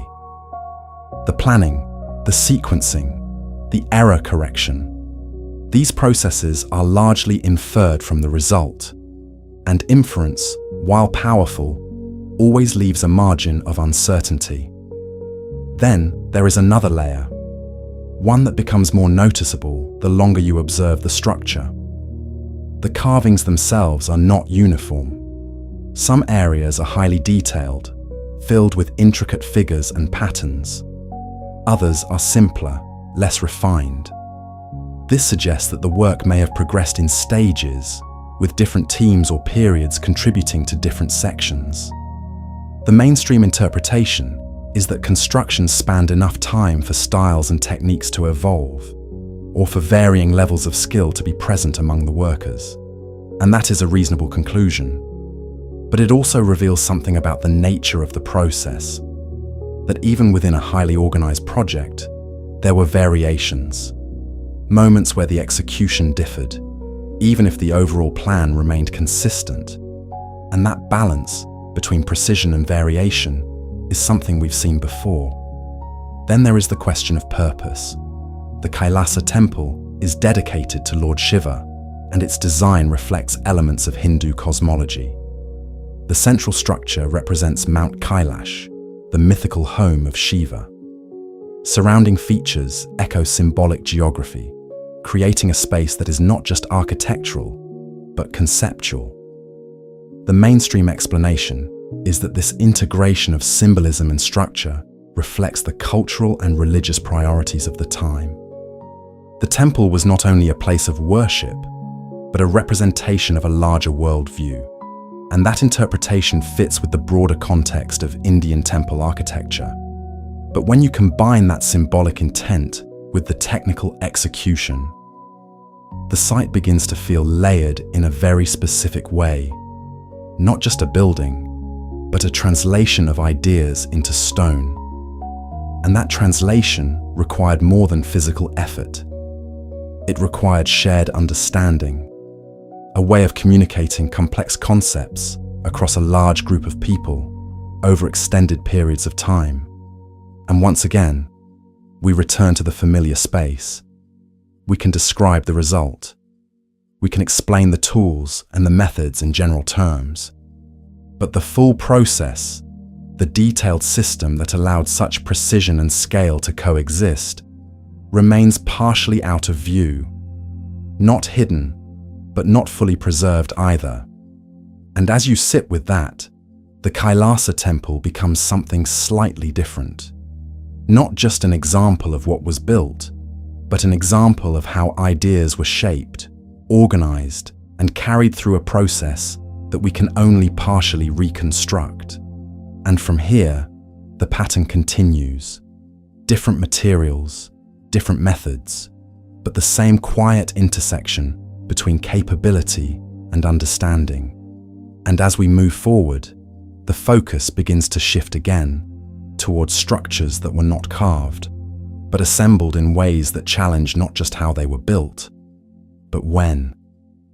As the carved forms of Ellora begin to settle into stillness, the sense of deliberate removal, of shaping space by taking material away, slowly fades. And in its place, something older begins to emerge again, not carved downward, not assembled piece by piece with visible structure, but layered, quietly, deep beneath the surface, where time has not simply passed, but accumulated. In the hills of Malta, there is a site that feels both familiar and strangely out of place within the broader timeline of ancient construction. Hal Saflieni Hypogeum is an underground complex carved into limestone around 4000 to 2500 BCE. The mainstream explanation describes it as a subterranean temple and burial site, associated with a prehistoric culture that inhabited the Maltese islands long before written records. And on the surface, that explanation holds. Excavations have revealed human remains, artifacts, and architectural features that suggest ritual use. The chambers are arranged across multiple levels, connected by narrow passages and stairways. Certain rooms appear to have been designed for specific purposes: burial, ceremony, or possibly communal gathering. But then, there is the atmosphere of the structure itself. Because the hypogeum is not just a collection of chambers carved underground, it is organized, deliberately shaped. Some rooms mirror the layout of above-ground temples found elsewhere on the islands, suggesting that the builders were not simply excavating space, but recreating a known architectural form beneath the surface. The mainstream explanation is that this reflects continuity in cultural design. The same symbolic or functional layouts used above ground were adapted for use below ground, possibly for ritual or funerary purposes. And that makes sense. But then, there are details that begin to stand out in quieter ways.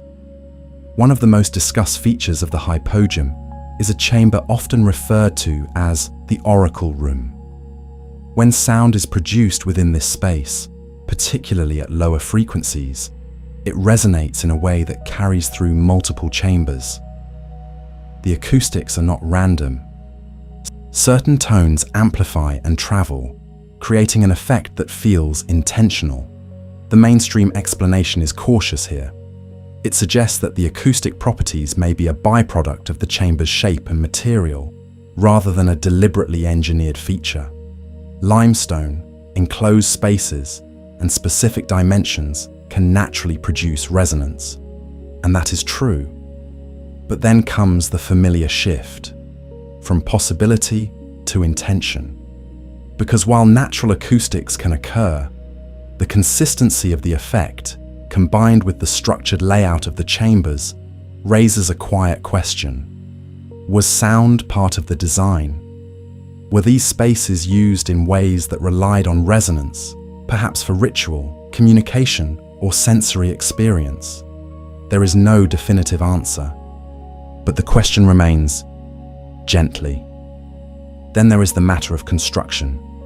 Carving an underground complex of this scale across multiple levels requires planning, not just in terms of layout, but in terms of structural stability. Removing too much material in the wrong place could lead to collapse. Maintaining consistent ceiling heights, aligning passages, and shaping chambers with intention all suggest a level of foresight. The mainstream explanation is that this knowledge was developed through experience.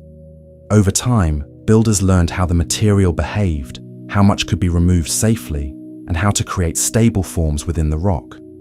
And that explanation is entirely reasonable. But then, there is another layer. Because the hypogeum was not rediscovered until the early 20th century, when construction workers accidentally broke through into its upper chambers.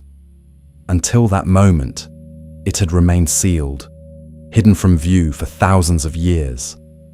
And that changes something subtly, because it means that what we are seeing today is not a structure that was continuously used, modified, or rebuilt over time.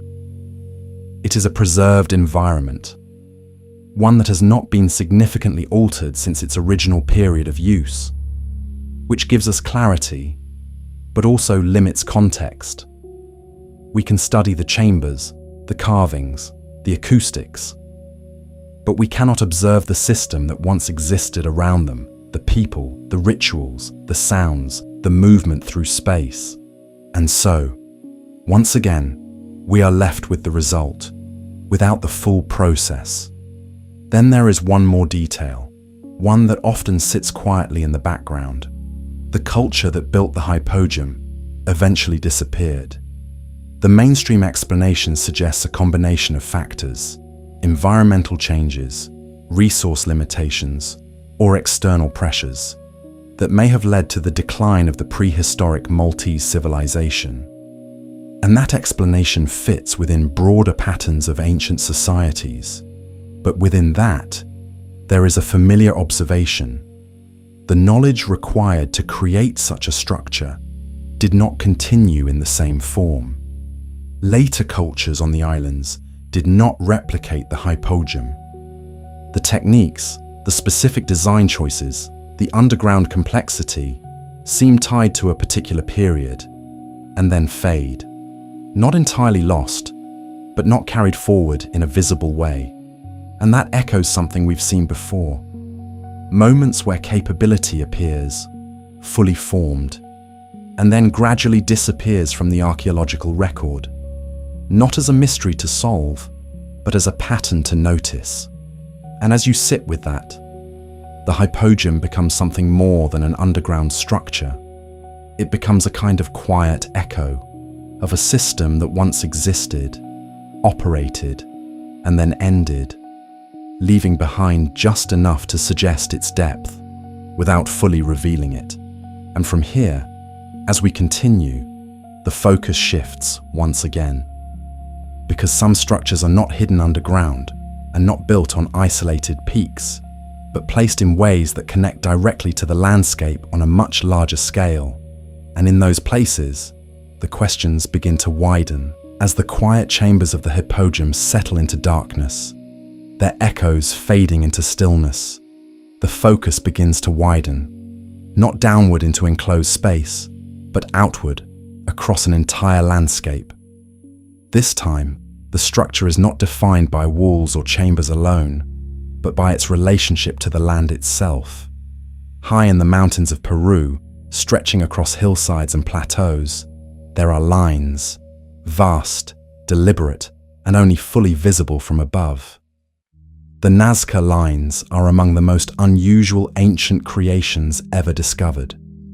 The mainstream explanation places their construction between roughly 500 BCE and 500 CE, created by the Nazca culture as large-scale geoglyphs, designs formed by removing the top layer of dark stones to reveal the lighter ground beneath. From ground level, many of these lines appear abstract. Straight paths, geometric shapes, long corridors etched into the desert. But from above, they resolve into recognizable forms: animals, plants, and complex patterns stretching across kilometers of terrain. The mainstream interpretation is that these geoglyphs had ceremonial or ritual significance. Some researchers suggest they were connected to water, possibly representing prayers or offerings in a region where rainfall was rare and unpredictable. Others propose that they functioned as pathways for ritual movement, with participants walking along the lines as part of ceremonial practices. And these explanations are supported by archaeological evidence. Artifacts found nearby, patterns in the layout, and the cultural context of the Nazca people all point towards symbolic and ritual use. But then, as always, the details begin to draw attention in quieter ways, because creating a single geoglyph is not particularly complex. By removing surface stones, a contrast is created, revealing the design beneath. With careful planning and simple tools, even large figures can be constructed. But the scale introduces something else. Some of the lines stretch for kilometers in nearly perfect straight paths. Others form intricate shapes that maintain proportion across large distances. And while small sections can be planned from the ground, maintaining overall coherence at that scale requires a different kind of awareness. The mainstream explanation suggests the use of basic surveying techniques, stakes, ropes, and reference points to guide the construction. By marking out key positions and working incrementally, it is possible to create large designs without needing an aerial view. And that explanation is entirely plausible. Similar methods are still used today in various forms of land measurement. But then, the question shifts slightly. Not how it was possible, but how it was organized. Because the Nazca lines are not isolated. There are hundreds of them, created over extended periods of time. Maintaining consistency in style, proportion, and placement suggests that knowledge was shared, preserved, and applied repeatedly. And once again, we return to that quiet question. How was that knowledge transmitted? Without written records that clearly describe the process, we rely on inference. We observe the results and reconstruct the likely methods. And those methods make sense, but they do not fully capture the experience of creating something at that scale. Then there is another layer, one that becomes more noticeable when you consider the environment. The Nazca Desert is one of the driest places on Earth. The lack of rainfall has preserved the lines for centuries, protecting them from erosion. But it also means that the people who created them were working in a landscape where resources were limited, where water was scarce, where survival required careful management. And within that environment, time and labor were invested into creating these vast designs. The mainstream explanation is that ritual importance justified that investment, that the lines were not separate from survival, but part of a system that sought to influence or align with natural forces, particularly those related to water and fertility. And that interpretation fits within broader patterns of human behavior. Across cultures, symbolic acts are often intertwined with practical concerns, especially in challenging environments. But then, there is the question of visibility. Many of the figures are best seen from above, from a perspective that the builders themselves would not have had in a conventional sense. The mainstream view is that full visibility was not necessary for construction or use. The lines could have been understood through segments, through movement, through shared knowledge of their form. And that is a reasonable conclusion. But it introduces an interesting idea, that the meaning of the lines may not have depended on seeing them all at once, that their purpose may have been experienced differently, through participation rather than observation. And that shifts the perspective, because instead of viewing the Nazca lines as images meant to be seen, we begin to consider them as spaces meant to be engaged with, paths to be walked, patterns to be followed, structures that exist not just visually, but physically. And once again, we find ourselves in that familiar space. We understand the method, the materials, the cultural context.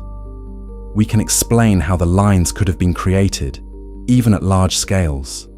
But the full experience, the intention, the meaning, the way people interacted with these designs remains partially out of reach, not hidden, but not fully preserved. And as you sit with that, the Nazca lines become something slightly different.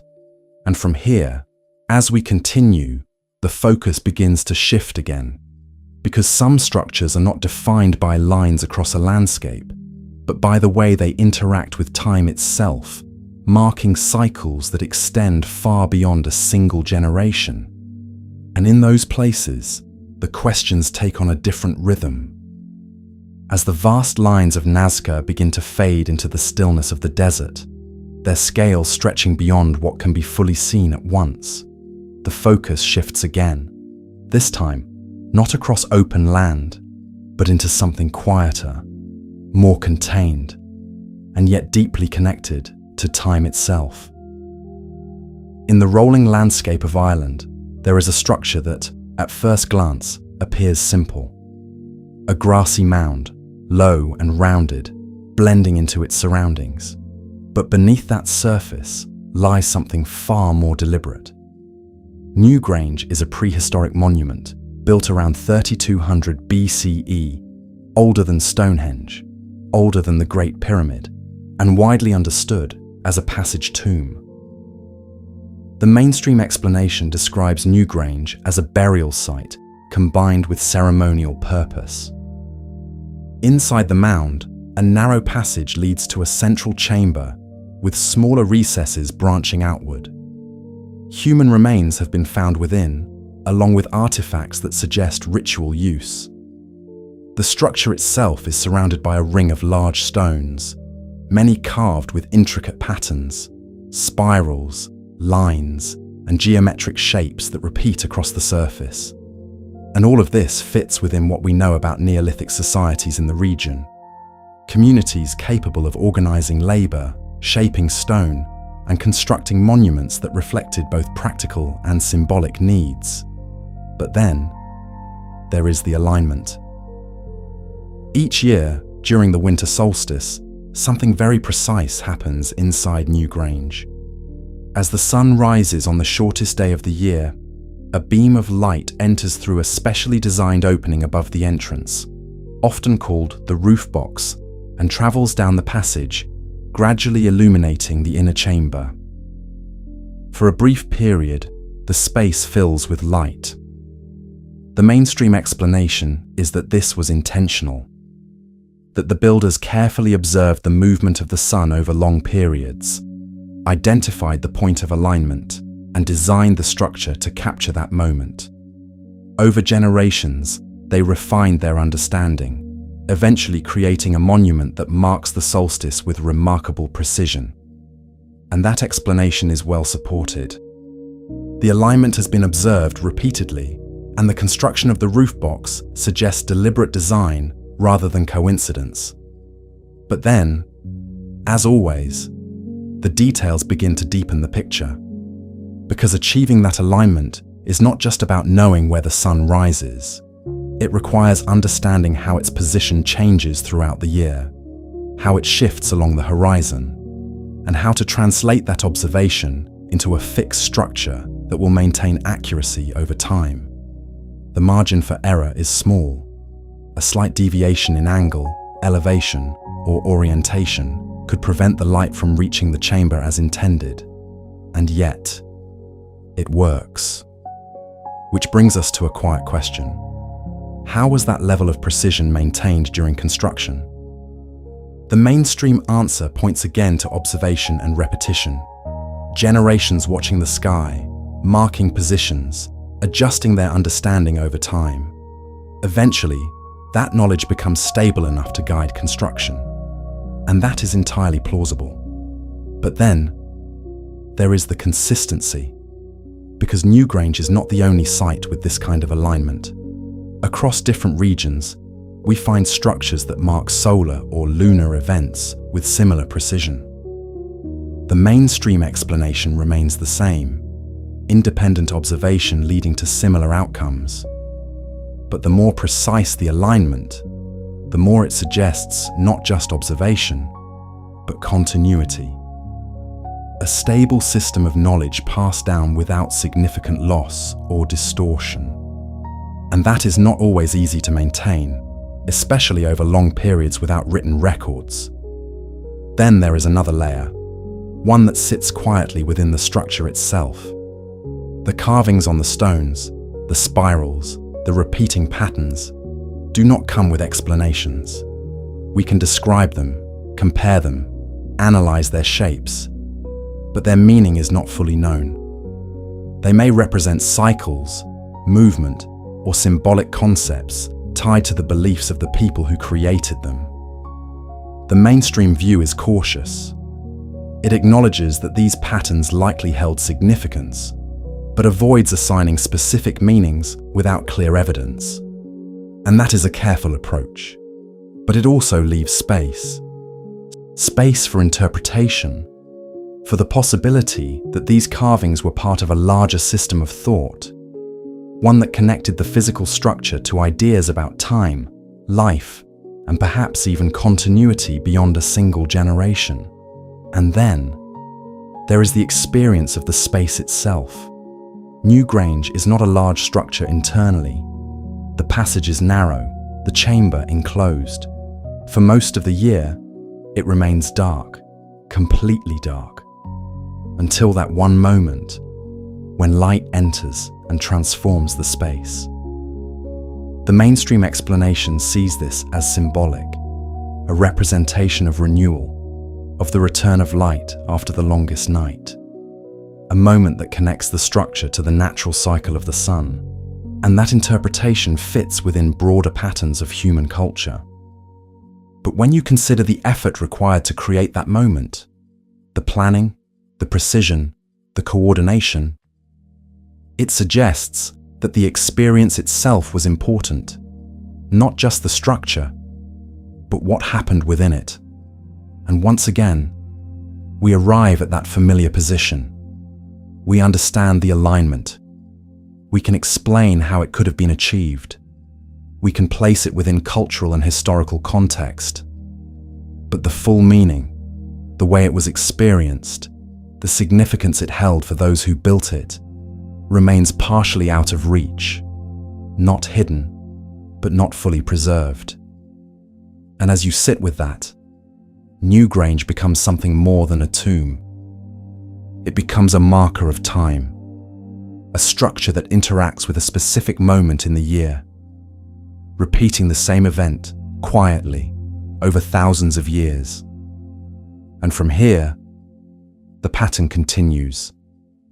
Different forms, different materials, but the same connection between structure and cycle, between human intention and something much larger. And as we move forward, the focus begins to shift again, because some structures do not just align with the sun, but with patterns that extend even further into the movement of the sky in ways that are still being explored. As the quiet light of Newgrange fades, that brief moment of illumination returning to darkness, the pattern begins to extend even further, not just toward the movement of the sun across a single day or a single year, but toward longer cycles, slower rhythms, patterns in the sky that unfold over generations, almost too gradual to notice within a single lifetime. In the high plains of Mexico, there is a site that reflects this broader relationship between structure and sky, but in a very different form. Chichen Itza, built by the Maya civilization, is widely understood as a major urban and ceremonial center, flourishing between roughly 600 and 1200 CE. Among its many structures, one stands out not only for its size, but for the way it interacts with light, shadow, and time. The pyramid known as El Castillo, also called the Temple of Kukulkan, is often described as a calendar in stone. The mainstream explanation points to its architectural design: 4 sides, each with 91 steps, adding up to 364, plus the top platform, making 365, the number of days in a solar year. And this numerical alignment is difficult to ignore. It suggests that the builders were not only aware of the solar cycle, but chose to embed that knowledge directly into the structure itself. But then, there is the phenomenon that occurs during the equinoxes. As the sun sets, shadows form along the stepped edges of the pyramid, creating the illusion of a serpent descending the staircase. The shape appears gradually, as light and shadow interact with the geometry of the structure, eventually connecting with a carved serpent head at the base. The mainstream explanation is that this effect was intentional. The Maya were skilled observers of the sky, and their architecture often reflects astronomical knowledge. By aligning the pyramid in a specific way, they were able to create a visual event that marked the changing seasons. And that interpretation is supported by both observation and cultural context. The serpent itself, associated with the deity Kukulkan, holds symbolic meaning within Maya belief systems. The alignment of light and shadow may have been part of ritual events tied to the agricultural calendar. But then, as we've seen before, the details invite a closer look. Because creating such an effect requires more than general awareness. It requires precision in orientation, angle, and proportion. The position of the sun at specific times of the year must be understood well enough to predict how light will interact with the structure. And not just once, but consistently. The mainstream explanation again points to long-term observation. Generations of sky watching, recording patterns, refining measurements. Over time, this knowledge becomes stable enough to guide construction, and that is entirely plausible. But then, there is another layer. Because the Maya did not just track the solar year, they developed multiple calendar systems, including the Tzolk'in and the Harb, as well as the long count calendar, which tracks much longer cycles of time. Their understanding of celestial movement extended beyond the sun, into the behavior of Venus, the moon, and other visible bodies. The mainstream interpretation is that this reflects a highly developed system of astronomy, integrated into their culture, religion, and daily life. Observatories, codices, and inscriptions all point toward a society deeply engaged with the sky. And yet, much of that written knowledge was lost during the colonial period. Only a few codices remain, leaving gaps in our understanding of how these systems were used in practice. So once again, we are looking at the result, without the full process. We see the pyramid, we observe the shadow, we understand the general principles behind it. But the exact methods, the calculations, the corrections, the decision-making are not fully preserved. And then, there is something else, something quieter, the experience of the event itself. Standing at the base of the pyramid, watching the shadow form, seeing the serpent appear and descend, it is not just a visual effect, it is a moment, a specific point in time, repeating twice a year, connecting the structure to a cycle that continues beyond any single generation. The mainstream explanation sees this as ceremonial, symbolic, possibly tied to seasonal transitions and agricultural cycles, and that interpretation fits. But when you consider the effort required to create that moment, the planning, the alignment, the integration of knowledge across multiple systems, it suggests that the experience itself was central, not just the structure, but what it does. And once again, we arrive at that familiar space. We can explain how it works. We can place it within cultural and historical context, but the full meaning, the depth of understanding behind it, the way it was experienced by those who built it, remains partially out of reach, not hidden, but not fully visible. And as you sit with that, Chichen Itza becomes something more than a site. It becomes a point where architecture and time intersect, where knowledge is expressed not just in form, but in movement, in shadow, in repetition.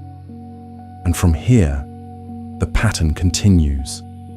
Because as we move toward the final parts of this exploration, the focus begins to shift once more, not toward a single structure, but toward the broader connections between them.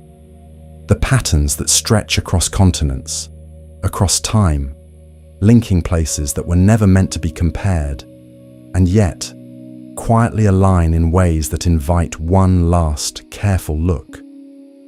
As the shifting shadow of El Castillo fades, the movement of light returning to stillness, something else begins to take shape. Not a single site this time, not one structure or one civilization, but a pattern that only becomes visible when you step back far enough to see multiple places at once. Because up to this point, each location has been considered on its own terms.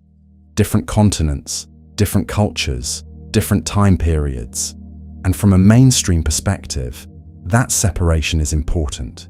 Each site is understood within its own historical context, shaped by local materials, beliefs, and conditions. And that approach is necessary. It prevents us from forcing connections where none exist. But when you begin to hold several of these sites in your mind at the same time, something quieter starts to emerge. Not a direct link, not a shared origin, but a series of recurring characteristics: precision, alignment, integration with the environment, and perhaps most noticeably, an apparent understanding of systems that extend beyond immediate survival. The mainstream explanation for these similarities is convergence. Different cultures, facing similar challenges, develop similar solutions. Human beings observe the same sky, work with the same physical laws, and over time, arrive at comparable methods. And that explanation is strong. But then, there is the question of consistency. Because while convergence explains general similarities, some patterns feel more specific, not identical, but closely aligned in principle. Take alignment, for example. We've seen structures oriented towards solstices, equinoxes, cardinal directions, and celestial events. The mainstream view is that this reflects the importance of the sky in ancient life, used for timekeeping, agriculture, and ritual. But the level of precision, repeated across different cultures, suggests something more than casual observation. It suggests sustained attention, long-term tracking, and systems for preserving that knowledge across generations. And that raises a quiet question: how stable were those systems? Because maintaining precise knowledge over time requires continuity. It requires that observations are not only made, but recorded, remembered, and transmitted without significant loss. In some cases, we see evidence of that continuity. In others, we see something different. Moments where a technique appears fully developed and then seems to fade.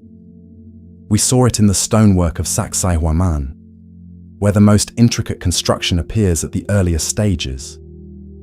We saw it in the underground complexity of Hal Saflieni Hypogam, where later cultures did not continue the same methods. We saw it in the systems of Mohenjo-Daro, where urban planning reached a high level of organization and then gradually disappeared. The mainstream explanation often points to environmental change, cultural shifts, or loss of resources. Civilizations rise, adapt, and sometimes decline. And with that, certain knowledge systems are no longer maintained. And that makes sense. But when similar patterns appear in multiple regions, it invites a broader perspective, not to suggest a single cause, but to consider the possibility that knowledge, in ancient contexts, was more fragile than we sometimes assume. Not fragile in its development, but in its preservation. Because without durable recording systems, knowledge exists within people, within practices, within traditions. And if those systems are disrupted, even gradually, the knowledge can fade, even if the structures remain. And that brings us to another recurring element: effort. Across all these sites, the level of effort required is substantial. Moving massive stones, carving entire complexes from rock, aligning structures with celestial events, constructing cities with integrated infrastructure. The mainstream explanation is that these efforts were driven by necessity, belief, or social organization, that large groups of people, working over time, can achieve remarkable results, and that is clearly true. But when you consider the balance between effort and outcome, another question begins to form. What motivated such sustained investment? Not just in terms of labor, but in terms of focus. Because many of these structures are not purely functional. They are not the simplest solution to a practical problem. They incorporate elements, precision alignment, symbolic geometry, integration with landscape, that go beyond immediate utility. The mainstream view is that these elements reflect belief systems, that the structures were expressions of cultural values, cosmology, and identity. And that explanation is strong. But it also suggests that ancient societies placed significant importance on concepts that extended beyond the visible, beyond the immediate. Time, cycles, connection between sky and land. And when those concepts are expressed in physical form, repeatedly, across different regions, it creates a pattern that is difficult to ignore. Not a conclusion, but a direction of thought. Because at this point, the question is no longer about a single site. It becomes broader. What do these patterns tell us about how ancient people understood their world? Not in terms of isolated achievements, but in terms of underlying perspective. Were these structures simply the result of practical needs and available tools, refined over time? Or do they reflect something more integrated, a way of thinking that combined observation, environment, and meaning into a unified approach? The mainstream explanation leans toward the first, with recognition of the second. But the balance between those two ideas is still being explored. And that is where the quiet uncertainty remains. Not as a gap to be filled quickly, but as a space to observe carefully. Because when you look at these sites collectively, they do not point to a single hidden answer. They point to a pattern of capability, of intention, of knowledge that was applied in ways that are sometimes fully understood, and sometimes only partially. And as you sit with that, the structures themselves begin to feel slightly different. Not isolated monuments, but expressions of something consistent, something that appears again and again in different forms. And from here, there is one final step, not toward a new site, but toward a reflection, a way of bringing these patterns together without forcing them into a single explanation. Because sometimes, understanding does not come from solving the question, but from seeing the shape of it clearly. As all of these places begin to settle into the background, the pyramids, the cities, the carved stone, the lines in the desert, something quieter starts to take their place. Not a new structure, not a new discovery, but a perspective that only becomes visible after moving through them one by one. Because when each site is viewed alone, it's easy to accept the explanations as they are presented, and in many cases, those explanations are well supported. Archaeology, geology, anthropology, all of them contribute pieces that fit together into a broader understanding of the past.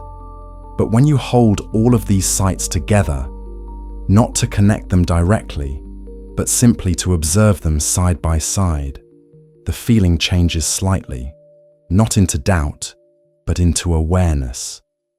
Awareness that what we know is often built from what remains, and what remains is only a fraction of what once existed. The mainstream view has always accounted for this to some degree. It acknowledges that materials decay, that records are lost, that entire cultures can disappear without leaving behind complete narratives. And so, what we study today is reconstructed from fragments, carefully analyzed, compared, and interpreted. And that process works. It gives us timelines, methods, and context that allow us to understand how ancient people lived, built, and organized their societies. But within that process, there is always a boundary, a point where the evidence becomes thinner, where interpretation begins to rely more heavily on inference, where certainty softens into probability. And that boundary is not a weakness. It's simply part of how knowledge works, especially when it reaches back thousands of years. What becomes interesting is not that the boundary exists, but where it appears. Because across the sites we've explored, that boundary shows up in similar ways. In the precision of structures like the Great Pyramid of Giza, where alignment and proportion are understood, but the full process behind them is still reconstructed. In the interlocking stonework of Sacsayhuaman, where technique is visible, but the system that sustained it remains partially hidden. In the early complexity of Göbekli Tepe, where the timeline itself had to be adjusted to accommodate what was found. In the urban planning of Mohenjo-Daro, where organization is clear, but governance and communication are still being interpreted. In the alignment of Newgrange, where the effect is known, but the experience behind it is no longer directly accessible.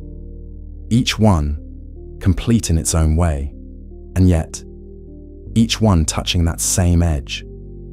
And when those edges begin to align, not perfectly, but consistently, it suggests something worth paying attention to. Not a hidden answer, but a shared condition.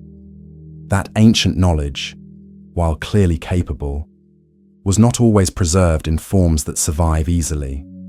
That systems existed, but not all of them left behind clear records. That what we see today is not the full expression of those systems, but the parts that endured.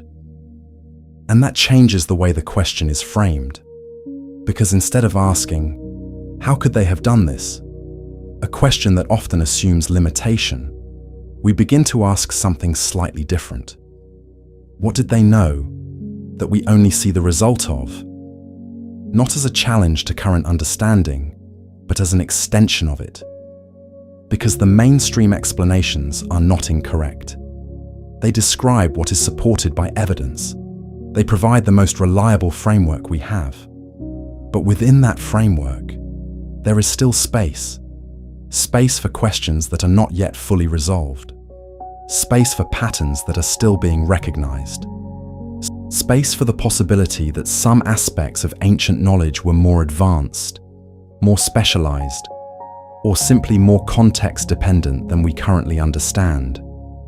And importantly, space for those ideas to exist without needing immediate conclusions.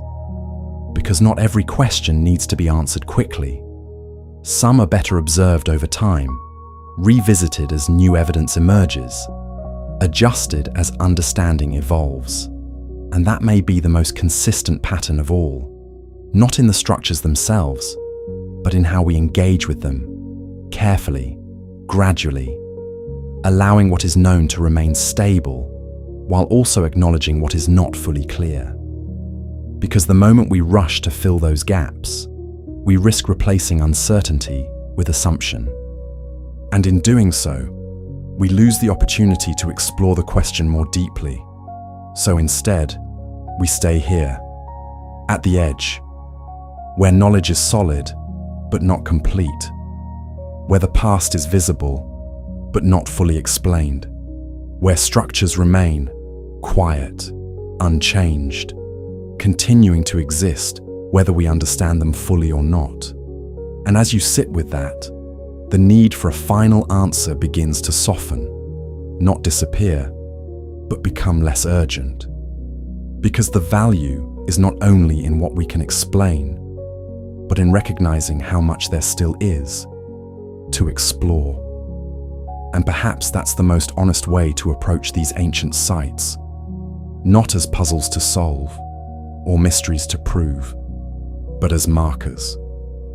Reminders that human capability has always been deeper than it first appears, and that understanding, like the structures themselves, is something that continues to build, layer by layer, over time.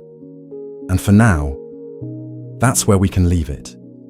Quietly, with the questions still open, exactly where they belong.